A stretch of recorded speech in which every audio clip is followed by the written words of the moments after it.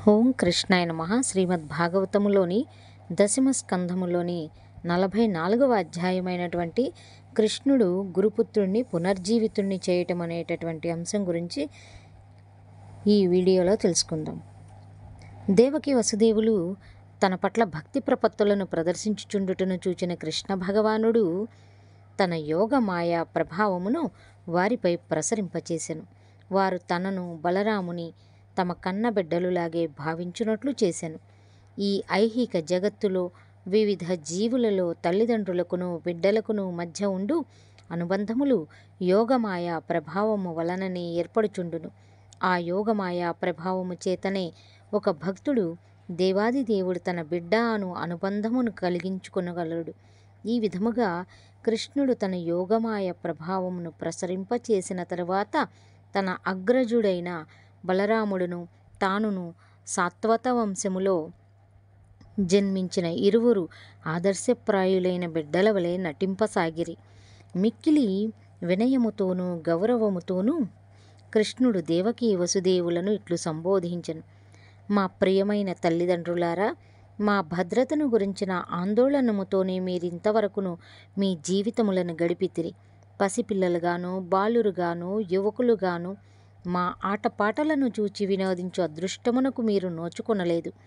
పరోక్షముగా కృష్ణుడు ఈ మాటలలో తమ బాల్య క్రీడల మాధుర్యమును ఆస్వాదింపజాలిన నంద యశోదల సౌభాగ్యమును కొనియాడెను.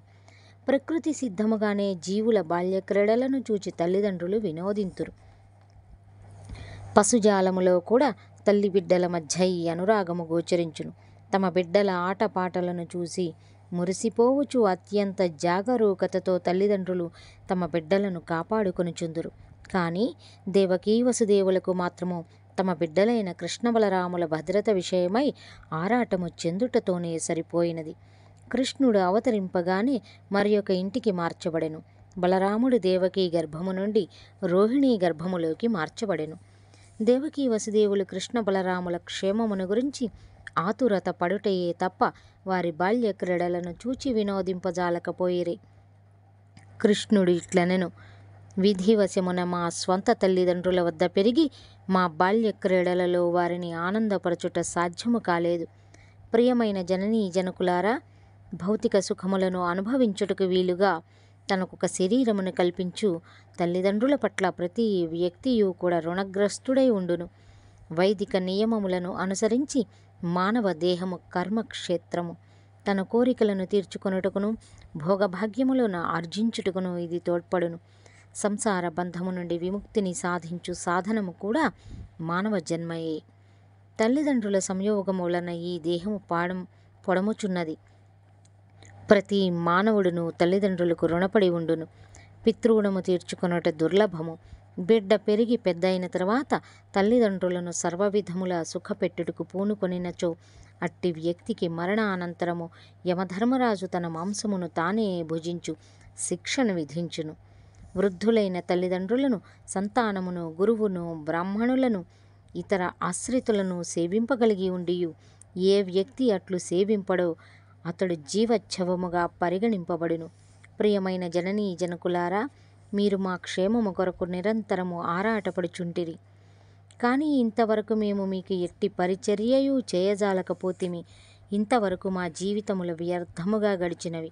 అనివార్య కారణముల వలన అట్లు జరిగినది. దయచేసి మా అపచారమును మన్నింపుడు.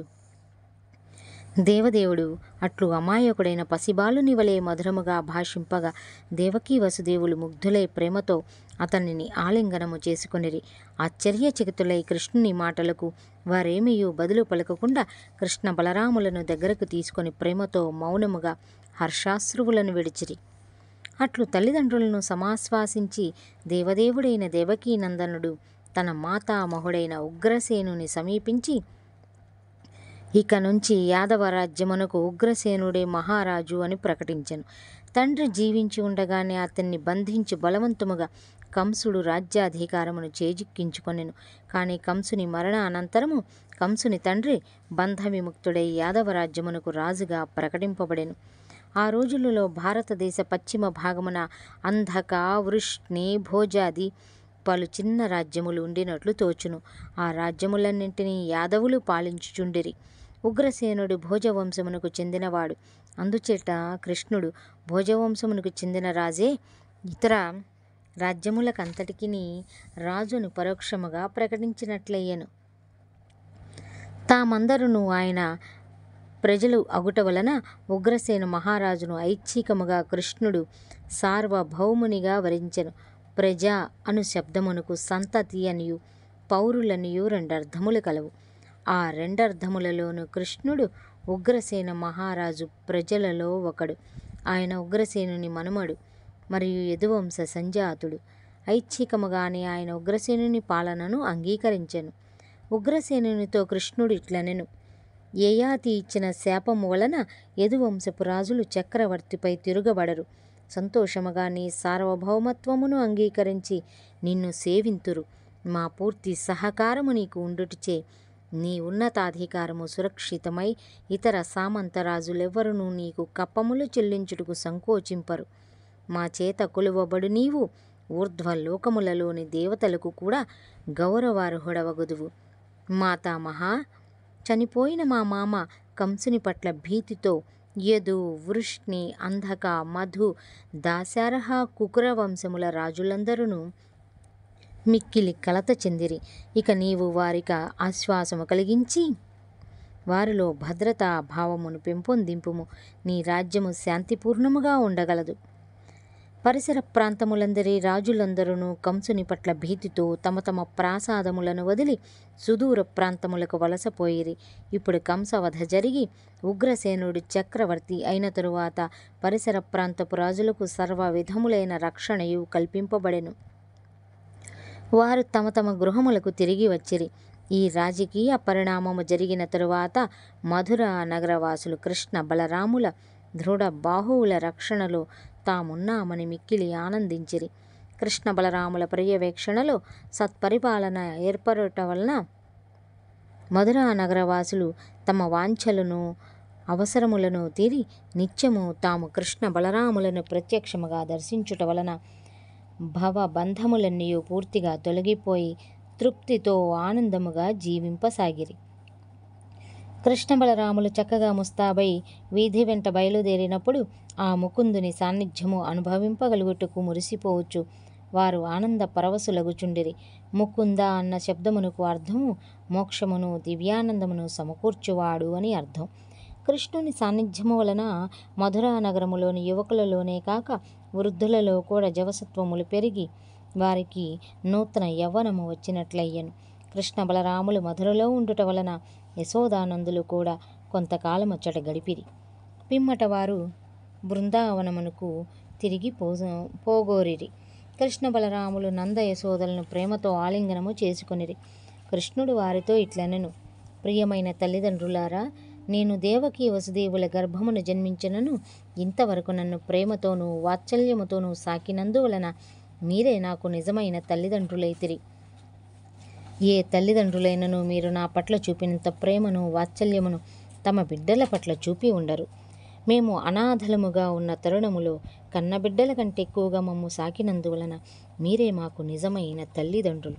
కారణానంతరముల వలన విధిలేక నిజమైన తల్లిదండ్రులు మమ్ము పరిత్యజించగా మీరు మమ్ము సాకితిరి. మమ్ములనిచ్చట వదిలి బృందావనమునకు తిరిగిపోయినచో మీకు మా తోడి వియోగము దుర్భరముగా ఉండునని నాకు తెలియను. ఇచ్చట నా స్వంత తల్లిదండ్రులైన దేవకీ వసుదేవులకును తాతగారికిని ఇతర బంధుమిత్రులకును కొంత ఊరట కలిగించిన అనంతరము నేను తప్పక బృందావనమునకు తిరిగి వత్తునని మీకు వాగ్దానము చేయుచున్నాను. మధుర వాక్యములతోనూ ధన కనక వస్తు వాహనాది పలు కానుకలతోనూ కృష్ణ బలరాములు యశోదానందులను సంతుష్టులను చేసిరి. వారితో పాటు తన వెంట బృందావనము నుండి మధురకు వచ్చిన ఇతర మిత్రవర్గమునకు కూడా వారు సాధ్యమైనంత సంతృప్తిని కలిగించిరి. కృష్ణ బలరాముల పట్ల అమితమైన పితృవాత్సల్యముతో నందమహారాజు కన్నుల నీరు పెట్టుకొనెను. వారిని తుదిసారి ఆలింగనము చేసుకొని తన గోపాలకులతో సహాయన బృందావనమునకు బయలుదేరెను. అనంతరము ద్విజత్వమునకు అంటే రెండవ జన్మకు చిహ్నముగా వసుదేవుడు తన కుమారులకు ఉపనయనము చేసెను. అగ్రవర్ణముల వారికి ఈ ఉపనయనము తప్పనిసరి. వసుదేవుడు తన పురోహితుని విద్వాంసులకు ఇతర బ్రాహ్మణులను ఆహ్వానించి కృష్ణ బలరాములకు యథావిధిగా ఉపనయనములు జరిపించెను. ఆ సందర్భమున బ్రాహ్మణులకు వివిధ ఆభరణములను, పట్టు వస్త్రములతోనూ బంగారు ఆభరణములతోనూ అలంకరింపబడిన గోవులను దానము చేసెను. వెనుక కృష్ణ బలరాముల జన్మ సమయమున వసుదేవుడు బ్రాహ్మణులకు గోవులను దానము చేయనించి అప్పుడు తాను కంసునిచే చెరలో బంధింపబడి ఉండుట వలన మనస్సులో మాత్రమే ఆ దానములను చేసెను. ఇప్పుడు కంసుడు హతుడైన పిమ్మట గోవులను యథార్థముగా బ్రాహ్మణులకు దానము చేసెను.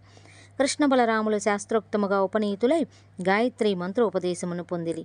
ఉపనయన సందర్భమున గురువు వటువులకు గాయత్రి మంత్రమును ఉపదేశించెను. కృష్ణ బలరాముల ఆ మంత్రమును యథావిధిగా జపించిరి. ఆ మంత్ర జపము చేయువారు కొన్ని విధి నియమములు పాటింపవలసి ఉండును. కృష్ణ బలరాములు భగవత్ స్వరూపులు, కర్మకాండలకు అతీతులను అయినను వారు ఆ విధి నియమములను తూచా తప్పకుండా పాటించిరి. ఇరువురికి తమ కులపురోహితుడైన గర్గాచార్యుడే ఉపనయనములు జరిపించెను. యదువంశమునకు ఆయన ఆచార్యుడు. వైదిక సంప్రదాయములో గౌరవార్హుడైన ప్రతి వ్యక్తిని ఒక ఆచార్యుడుండును. గురూపదేశము శిక్షణ పొందనిదే ఏ వ్యక్తియు పరిపూర్ణుడు కాజాలడు అని విశ్వాసము. అందుచే ఆచార్యుని ఆశ్రయించిన వ్యక్తి పరిపూర్ణ జ్ఞానవంతుడు అగునని వారు భావింతురు. కృష్ణ ప్రభువు బలరాముడు దేవదేవుని స్వరూపులు. సర్వ విద్యలకు సర్వజ్ఞానమునకు నిధానములు. నిజమునకు వారికి ఒక ఆచార్యుని ఆశ్రయించవలసిన ఆవశ్యకత లేదు. అయినను సామాన్య జనులకు మార్గదర్శకులు అగుట కొరకు వారు ఒక ఆధ్యాత్మిక ఆచార్యుని ఆశ్రయించరి.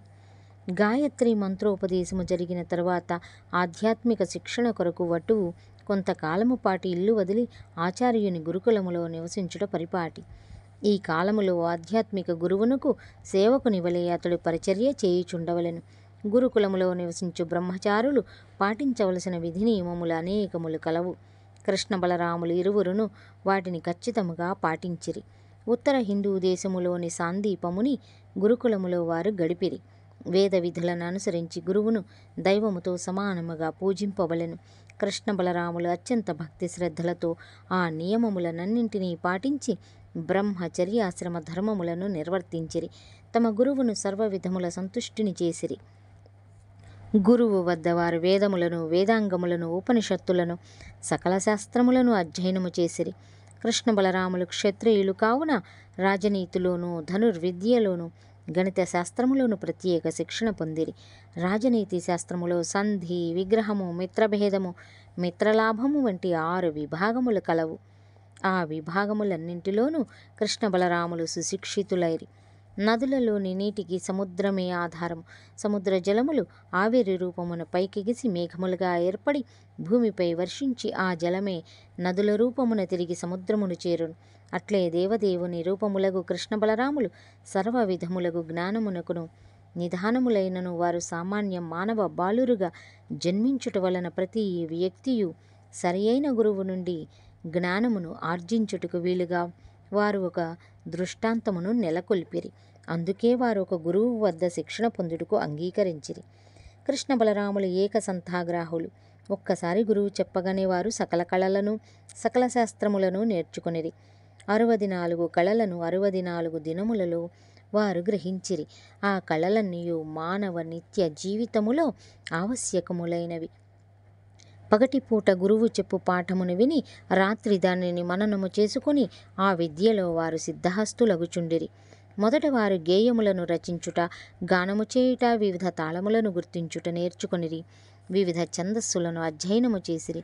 వివిధ రాగములను ఆలపించుట, వేరువేరు వాద్యములకు అనుగుణముగా వాటిని మలుచుకొనుట నేర్చుకొనిరి. లయ అనుగుణముగా మనోహరముగా నాట్యము చేయుట నేర్చిరి. నాటక కళను, చిత్రలేఖను కళను, వివిధ జానపద చిత్రలేఖన సంప్రదాయములతో సహా అభ్యసించిరి. స్త్రీల ముఖముపై తిలకమును, నుదుటను, కపోలముల మీదను మకరికా పత్రములను రచించుట అలవరుచుకునిరి. ముగ్గుపిండితో నేలపై చిత్రములు రచించుట అభ్యసించిరి. ఇండ్లలో శుభకార్యముల సందర్భమునను దేవాలయములలోనూ అట్టి చిత్రములకు అధిక ప్రాధాన్యము కలదు. పువ్వులతో పొదరిల్లు కల్పించుట, వస్త్రముల మీదను ఆకుల మీదను వర్ణచిత్రములు గీయుట అభ్యసించిరి. వివిధ ఆభరణములలో రత్నములను పొదుగుట నేర్చుకునిరి. జలతరంగిణి వాద్యమును వాయించుట అలవర్చుకునిరి. వివిధ పాత్రలలో నిర్ణీత ప్రమాణములో నీరు పోసి పుల్లలతో వాటిపై కొట్టుచు వివిధ స్వరములను పలికించు వాద్య విశేషమది. ఆ పాత్రలపైన కొట్టుచున్నప్పుడు మనోహరమైన ధ్వని వెలువడును. నదులలో కానీ సరస్సులలో కానీ జలక్రీడలాడునప్పుడు ఒకరిపైనొకరు నీరు చల్లుకును విద్యను కూడా కృష్ణ బలరాములు అభ్యసించిరి. పుష్పములతో వేరువేరు రీతులుగా అలంకరించు తీరులను తెలుసుకొనిరి. వేసవిలో నేటికిని బృందావనములోని వివిధ ఆలయములలో ఈ విద్య ప్రదర్శింపబడుచున్నది. దీనిని ఫూల్ బాడీ అందురు. వేదిక, సింహాసనము, గోడలు, పైకప్పు అన్నీ పూర్తిగా అలంకరించబడును. సుగంధమును వెదజల్లు చిన్న పువ్వుల చిమ్మన గ్రోవి మధ్యలో అమర్చబడును. ఈ పుష్ప అలంకరణముల వలన వేసవి వేడిమికి సొమ్మసిల్లిన ప్రజలు తిరిగి ఉత్సాహమును పుంజుకొందురు. కృష్ణ బలరాముల వివిధ కేశాలంకరణ రీతులను, తలపై శిరస్త్రాణమును ధరించు వివిధ విధానములను కూడా నేర్చుకునిరి. రంగస్థల ప్రదర్శనములిచ్చుట, నటులను పుష్పములతో అలంకరించుట, చందనము కలిపిన నీటిని సుగంధము వెల్లివిరిగినట్లు చల్లుట అభ్యసించిరి. వారు నేర్పిన విద్యలలో ఇంద్రజాల విద్య కూడా ఒకటి. ఈ ఇంద్రజాల విద్యలో బహురూపి అనున్నది ఒక శాఖ. ఒకే వ్యక్తి వేరువేరు వేషములను ధరించును. అతని సన్నిహిత మిత్రులు కూడా ఆ సమయమును అతనిని గుర్తింపజాలరు. సంవత్సరములోని వివిధ కాలములలో వినియోగపడి వివిధ పానీయములను తయారు చేయు విద్యను కూడా వారు అభ్యసించిరి. తోలుబొమ్మలాటలో తాళ్లను వ్రేళ్లకు కట్టుకుని చిత్ర విచిత్రములుగా బొమ్మలను ఆడించు కళను అభ్యసించిరి. వీణ, సితార, తంబూరా వంటి తంత్రీవాద్యములకు తీగలను బిగించి మనోహరమైన ధ్వనులను కలిగించు విద్యను నేర్చుకొనిరి. తరువాత పొడుపు కథలను పన్నుట, విప్పుట నేర్చుకొనిరి. గ్రంథపఠన విద్యను అలవర్చుకొనిరి. నాటకమును అభ్యాసము చేసి రంగస్థలము పైన ప్రదర్శించు కళను నేర్చుకొనిరి. గళ్ళ నుడికట్టులో ఖాళీ గడులను వర్ణములతో నింపి జవాబు చెప్పు విద్య అలవర్చుకొనిరి. చిత్రకార లిపిలో వారు ప్రావీణ్యమును సాధించిరి. నేటికిని ప్రపంచములోని కొన్ని దేశములలో చిత్రకార లిపి వాడుకలో ఉన్నది. చిత్రముల ద్వారా ఒక కథ చెప్పవచ్చును. ఉదాహరణమునకు, ఒక మనుష్యుని, ఒక ఇంటిని చిత్రించిన ఆ మనిషి ఇంటికి పోవచ్చున్నాడని అర్థము. కృష్ణ బలరాములు వాస్తుశిల్పములు అనగా భవనములను నిర్మించు కళలో కూడా ప్రవీణులరి. వారు రత్న విద్య నేర్చుకొనిరి. రత్నముల కాంతిని బట్టియు వాటి వర్ణ ఛాయలను బట్టియు అవి ఏ జాతి రత్నములో గుర్తించుట వారు నేర్చుకొనిరి. తరువాత స్వర్ణ, రజత, భూషణములలో రత్నములను పొదుగు కళను అభ్యసించిరి. నేలను పరిశీలించి ఎచ్చట ఏ ఖనిజములు లభ్యమగునో గుర్తించు విద్య వారు నేర్చుకొనిరి. ఇప్పుడు ఈ భూగర్భ పరిశోధన గొప్ప శాస్త్రముగా అభివృద్ధి చెందినది. ఆనాడు సామాన్య జనులందరికీ ఈ విజ్ఞానము తెలిసి ఉండెను. మొక్కలను, ఔషధులను పరిశీలించి వాటి నుంచి ఔషధములను తయారు చేయు విద్యను కూడా వారు నేర్చుకొనిరి. వివిధ జాతుల మొక్కల స్వభావములను తెలుసుకొని వాటిని పరస్పరం అంటుకట్టుట ద్వారా కొత్త మొక్కలను తయారు చేయ విద్యను అభ్యసించిరి. గొర్రె పొట్టేళ్లకును, కోళ్లకును శిక్షణ ఇచ్చి పోటీ పందెములకు వాటిని తయారు చేయ విద్యను అలవరుచుకొనిరి. చిలుకలకు మానవ భాషను నేర్పి మానవుల ప్రశ్నలకు జవాబులు చెప్పునట్లు శిక్షణ ఇచ్చు విద్యలో వారు నేర్పు సంపాదించిరి. ఇతర వ్యక్తుల మనస్సులను వశపరుచుకొని తమ ఇచ్చ వచ్చినట్లు వారు ప్రవర్తించినట్లు చేయు వశీకరణ విద్యను అభ్యసించిరి. దానిని ప్రస్తుతం హిప్నాటిజం అనుచున్నారు.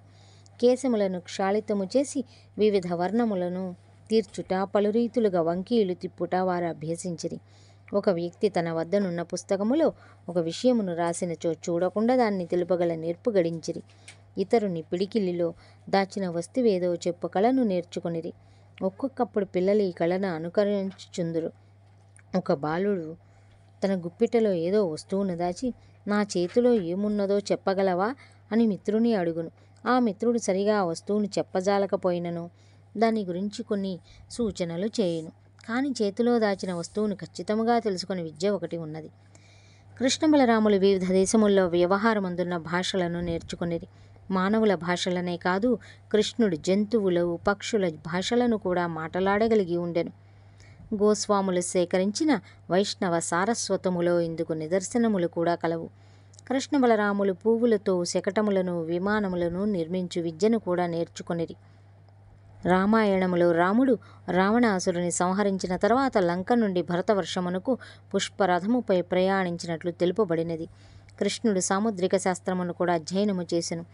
ఖనారవచనము అను గ్రంథములో వివిధ సాముద్రిక లక్షణములను శకునములను వర్ణింపబడినవి. ఎవరైనా బయటికి పోవునప్పుడు పూర్ణ కుంభముతో ఒక వ్యక్తి ఎదురు వచ్చినచో అది మిక్కిలి శుభశకునము.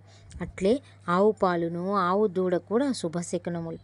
శకున శాస్త్రము పెరుగుట వలన ఒక వ్యక్తి భవిష్యత్తును చెప్పగలుగును. కృష్ణుడు ఈ శాస్త్రమును అధ్యయనము చేసెను. కృష్ణుడు మాతృకలను రచించు కళను కూడా నేర్చుకొనెను. మాతృకలో వరుసకు 3 అంకెలుండును. వాటిలో ఏ వరుసను కూడినను 9 వచ్చును. మాతృకలలో పలు భేదములు కలవు. వివిధ ప్రయోజనములకు వాటిని వినియోగింతురు. వజ్రములను సానపట్టు విద్యను, ఆసుకవితలో ప్రశ్నోత్తర విద్యను కూడా కృష్ణుడు నేర్చుకొనెను. భౌతిక చర్య ప్రతిచర్యలకు సంబంధించిన శాస్త్రమును అభ్యసించెను. మనోవైద్య శాస్త్రములో నేర్పు గడించెను. ఈ విద్య ద్వారా ఇతరుల మనోగతులను తెలుసుకొనుట సాధ్యమగును. ఇతరుల కోరికలను తీర్చు విద్య నేర్చుకొనెను. కోరికలను తీర్చుట బహుకష్టము. ఒక వ్యక్తి అసంభవమైన కోరికను కోరినప్పుడు ఆ కోరికను అతనిలో అణచివేసి తృప్తి చేకూర్చగలుగుటకు విద్య.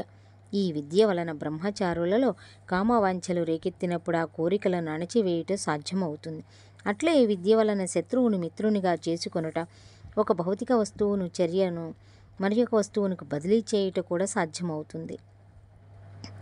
కృష్ణ బలరాములు సర్వ విజ్ఞానమునకు సర్వ విద్యలకు నిధానములు కనుక తమ విద్యాభ్యాసము పూర్తి అయిన తర్వాత తమ గురువు ఎట్టి కోరికను కోరినను తీర్చెదమని పలికిరి. ఇట్లు శిష్యుడు గురువును సేవించుటను గురుదక్షిణ అందురు. గురువు నుండి లౌకిక ఆధ్యాత్మిక విద్యలలో దేనిని గ్రహించినను శిష్యుడు దానికి ప్రతిఫలముగా ఇట్టి సేవ చేయుట అవసరము. ఈ విధముగా కృష్ణ బలరాములు గురువును కోరినప్పుడు సాందీపముని ఒక అసాధారణమైన కోరికను కోరి వారి వలన ఆ కోరికను తీర్చుకొనుట ఉచితమని తలచెను. ఇతర శిష్యులెవరనూ తీర్చలేని కోరికను ఆయన కోరెను. కోరుటకు ముందు ఆయన తన భార్యతో ఆ విషయమే సంప్రదించెను. అప్పటికే కృష్ణ బలరాములు ప్రదర్శించిన అసాధారణ శక్తి వలన ఆ బాలురు దేవదేవుని అంశలని ఆ దంపతులకు తెలియను. అందుచేత ప్రభాస క్షేత్ర తీరమున సముద్రములో మునిగిపోయి మరణించిన తమ కుమారుని పునర్జీవితుని చేయవలనని వారు కోరిరి. కృష్ణ బలరాములు తమ గురువుగారి అభీష్టము తెలుసుకుని వెంటనే తమ రథమునెక్కి సముద్ర తీరమునకు వెడలిరి. అచ్చట సముద్రదేవతను పిలిచి తమ గురుపుత్రుని తెచ్చి తమకిమ్మని అడిగిరి. సముద్రదేవత వారి ముందు ప్రత్యక్షమై సవినయముగా సాష్టాంగ దండ ప్రణామములాచరించెను. కృష్ణ ప్రభువు ఆయనతో ఇట్లనెను, కొంతకాలము క్రితం మా గురుపుత్రుని నీవు నీ పొట్టను పెట్టుకుంటివి. అతన్ని తిరిగి నాకు ఒప్పగింపవలనని నేను నిన్ను ఆదేశించుచున్నాను. సముద్రదేవత ఇట్లు బదులు పలికెను, నిజమునకు ఆ బాలుని నేను గ్రహింపలేదు. పంచజనుడు అను ఒక రాక్షసుడు అతన్ని కొనిపోయెను. ఆ మహారాక్షసుడు సాధారణముగా సముద్రపు లోతులలో శంఖము చిప్ప ఆకారమున నిలిచి ఉండును. మీ గురుపుత్రుడు ఆ రాక్షసునితో మింగబడి అతని కడుపులో ఉండి ఉండవచ్చును. ఆ మాటలు వినగానే కృష్ణుడు సముద్రములో మునిగి ఆ పంచజన రాక్షసుని పట్టుకొని క్షణములో అతన్ని సంహరించెను. కానీ అతని కడుపులో తమ గురుపుత్రుడు కనిపించలేదు. అందుచే ఆ రాక్షసుని దేహమును పాంచజన్య శంఖముగా స్వీకరించి తిరిగి ప్రభాస తీరమునున్న తన రథము వద్దకు వచ్చెను. అచ్చటి నుండి ఆయన యమధర్మరాజు పట్టణముకు సంయమనికి బయలుదేరెను. తన అగ్రజుడు హలాయుధుడు అయిన బలరామునితో సహా కృష్ణుడు ఆ నగరము చేరగానే తన పంచజన్యమును పూరించెను. ఆ ధ్వని విని యమధర్మరాజు వచ్చి భక్తి ప్రపత్తులతో శ్రీకృష్ణునికి దండ ప్రణామములాచరించెను. ఏమి తమ ఆజ్ఞ అని స్వామిని కోరెను. కృష్ణుడు భూలోకమున సామాన్య మానవుడిగా అవతరించినను ప్రతి జీవి హృదయములోనూ వసించు దేవదేవుని అంశములు కృష్ణ బలరాములు. వారు విష్ణు స్వరూపులు. కేవలం మానవ బాలురుగా నటించుచుండిరి. యమధర్మరాజు తమ ఆజ్ఞను పాలించుటకు సంసిద్ధుడు కాగానే శ్రీకృష్ణుడు తమ గురుపుత్రుని తమకు తిరిగి ఇమ్మని అడిగెను. నా ఆజ్ఞ తిరుగులేనిది అగుటచే నీవు వెంటనే మా గురుపుత్రుని తెచ్చి మాకు ఇయ్యవలెను అని కృష్ణుడు ఆదేశించెను. యమధర్మరాజు ఆ బాలుని కొనివచ్చి దేవదేవునికి అర్పించెను. కృష్ణ బలరాములు ఆ బాలుని అతని తండ్రికి ఒప్పగించిరి. ఆ సోదరులు గురువును వేరేమైనా అభీష్టము కలదా అని అడుగగా ఆయన ఇట్లనెను, నాయనలారా, మీరు నాకు తగిన సేవ చేసితిరి. నేను పూర్తిగా సంతుష్టి చెంది తిని. మీ వంటి వారి శిష్యులైనా నాకు వేరుగా కోరదగినది ఏముండును? మీరు క్షేమముగా మీ ఇండ్లకు తిరిగిపొండు. మీరు ప్రదర్శించిన ఈ అద్భుత లీలలు లోకములో సుప్రసిద్ధములగుగాక. మీరు అన్ని ఆశీస్సులకును అతీతులైనను గురువుగా నేను మిమ్ము ఆశీర్వదింపవలసి ఉన్నది. మీరు పలికిన ప్రతి పలుకు వేదవాక్యము వలె శాశ్వతముగా నిలుచుగాక. మీ బోధనలు ఈ యుగమునకును ఈ లోకమునకును పరిమితములు కాక సర్వకాలములందును సర్వలోకములను నిత్య నూతనములై విలసిల్లునుగాక. గురువుగారి ఈ ఆశీర్వచన ఫలితముగానే శ్రీకృష్ణుడు పలికిన భగవద్గీత నేటికిని నిత్య నూతనమై మానవ లోకములోనే కాక సర్వభువనములందును ప్రతిధ్వనించుచున్నది. గురువుగారి అనుజ్ఞ పొంది కృష్ణ బలరాములు తమ రథముపై ఇంటికి తిరిగిపోయిరి. అమిత వేగముతో పోవా రథధ్వని మేఘ గర్జనముల వలె ఉండెను. చాలా కాలము నుండి కృష్ణ బలరాములను చూచుటకు నోచుకొనని మధురాపురవాసులు వారిని దర్శించి మిగుల ఆనందమును పొందిరి. పోయిన సొత్తు తిరిగి లభించినంత ఆనందము వారికి కలిగెను. ఇది దేవాదిదేవుడు శ్రీకృష్ణ భగవానుడను భక్తి వేదాంత భాష్యము 1వ భాగములోని కృష్ణుడు గురుపుత్రుని పునర్జీవితుని ఏ విధంగా చేశాడనేటటువంటి 44వ అధ్యాయము సంపూర్ణము. ఓం శ్రీకృష్ణాయ నమః. ఇప్పటికీ మా ఛానల్ని ఎవరైనా సబ్స్క్రైబ్ చేసుకోకపోతే దయచేసి మా ఛానల్ని సబ్స్క్రైబ్ చేసుకొని మా వీడియో కనుక మీకు నచ్చితే ఒక లైక్ ఇచ్చి మమ్మల్ని ఆదరిస్తారని ఆశిస్తూ ధన్యవాదాలు. హరే రామ రామ రామ హరే హరే, హరే కృష్ణ కృష్ణ కృష్ణ హరే హరే.